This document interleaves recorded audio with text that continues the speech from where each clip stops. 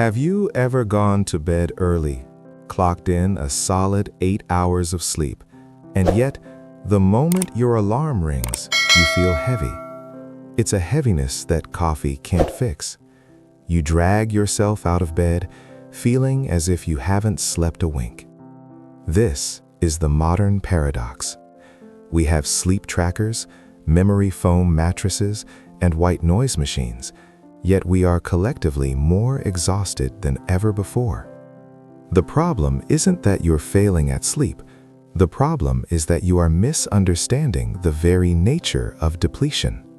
You are treating a soul-level exhaustion with a physical remedy, and that is why you remain tired. We often use the words sleep and rest interchangeably, but they are biologically and psychologically distinct. Sleep is a passive biological state where your body shuts down to repair cells. Rest, however, is an active restorative behavior. It is intentional. If you are sleeping but not resting, you wake up with a charged body but a drained spirit.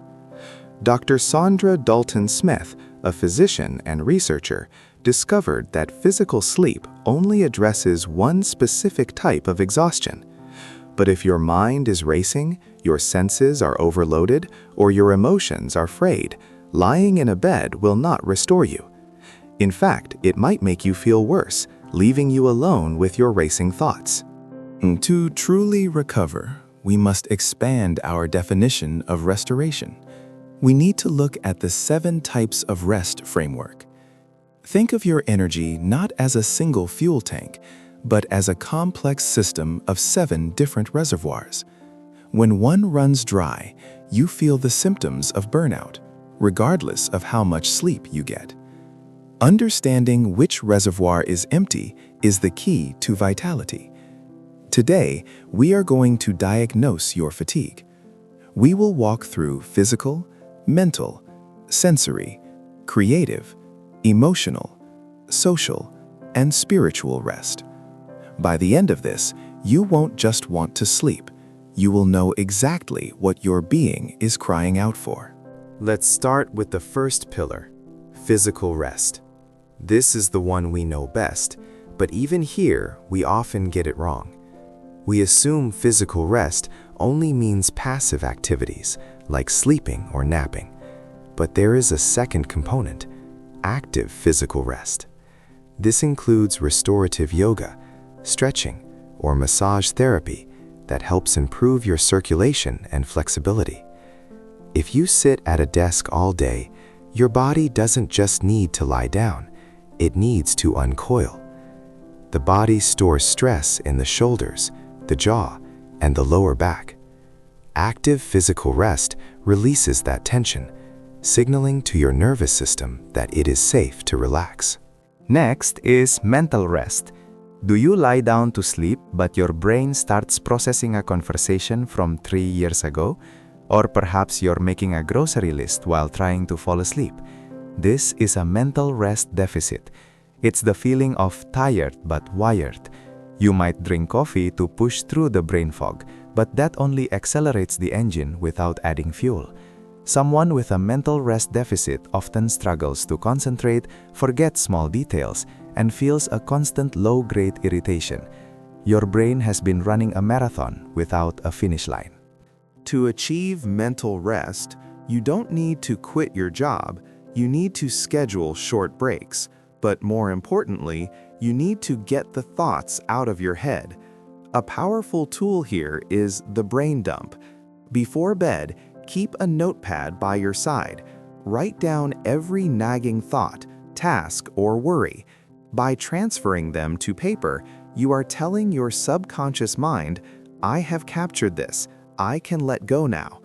It creates a psychological boundary between your day and your rest. You must teach your brain that it is allowed to clock out. The third type is sensory rest.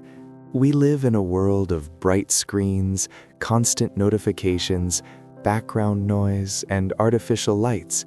Our senses are bombarded 24/7. This constant input triggers our fight or flight response repeatedly throughout the day. You might not notice it consciously, but by evening, you feel an agitation you can't explain. This is sensory overload syndrome. Your brain is exhausted from filtering out the noise just to focus on a single task. Sleep alone cannot undo the damage of 16 hours of sensory assault. The antidote is intentional sensory deprivation. This could be as simple as closing your eyes for a minute in the middle of the day. It could be driving home in silence, without the radio or a podcast playing. In the evening, dim the lights an hour before bed. By removing the stimuli, you allow your nervous system to recalibrate. You need to carve out pockets of silence in a loud world. It's not about becoming a monk. It's about giving your senses a break from the relentless data stream. Fourth is creative rest. This is especially important for anyone who solves problems or creates value, which is almost everyone. If you feel stuck, uninspired, or cynical, you lack creative rest. This isn't just about art, it's about the ability to see solutions. Creative rest requires you to reawaken the awe and wonder inside you. It comes from allowing yourself to appreciate beauty without trying to monetize it or analyze it. It's staring at a sunset, walking in a forest, or listening to a symphony. You cannot pour from an empty cup. You must let beauty refill you. Number 5 is emotional rest. This is the rest we experience when we no longer feel the need to perform or please others. It is the liberty to be authentic. If you are the person everyone depends on, the one who always says, "I'm fine," even when you're not, you are emotionally depleted. Maintaining a facade requires a tremendous amount of energy. Emotional rest means taking off the mask. It requires the courage to be vulnerable and to admit that you are not okay. It is finding a safe space where you don't have to manage anyone else's feelings but your own. Closely related is the sixth type, social rest.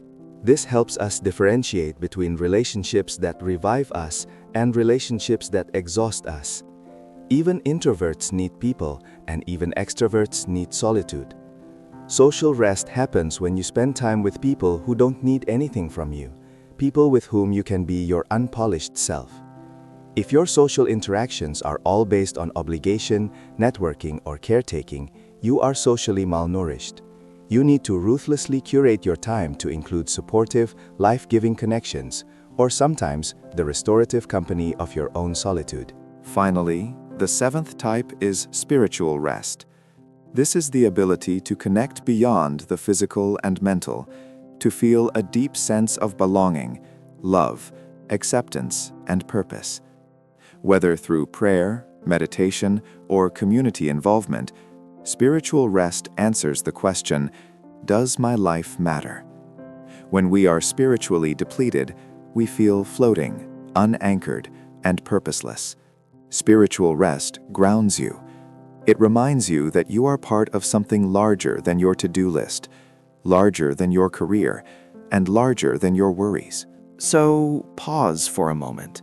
Which of these tanks is running on empty for you? If you are waking up tired, stop forcing yourself to just sleep more. Ask yourself, is it my body that is tired, or is it my mind? Is it my emotions? If you need creative rest, a nap won't help you. A walk in nature will. If you need emotional rest, isolation might hurt you. Calling a trusted friend will heal you. Diagnosis is the first step to recovery. Stop treating all fatigue with the same pill. Imagine a life where you actually wake up refreshed, where your creativity flows without force, where you have the emotional bandwidth to be patient with your loved ones, and where your mind is a tool you use, not a master that enslaves you. This is what happens when you balance the 7 types of rest. You become more productive, yes, but more importantly, you become more present. You stop surviving your days and start inhabiting them. You don't need to earn rest. Rest is not a reward for finishing your work. It is the necessary fuel to do your work. In a culture that wears burnout as a badge of honor, choosing to rest properly is a revolutionary act. Tonight, identify what you really need. Don't just close your eyes, restore your soul. Because the world needs you, not the exhausted version of you, but the fully rested, vibrant, and alive version of you. Rest well.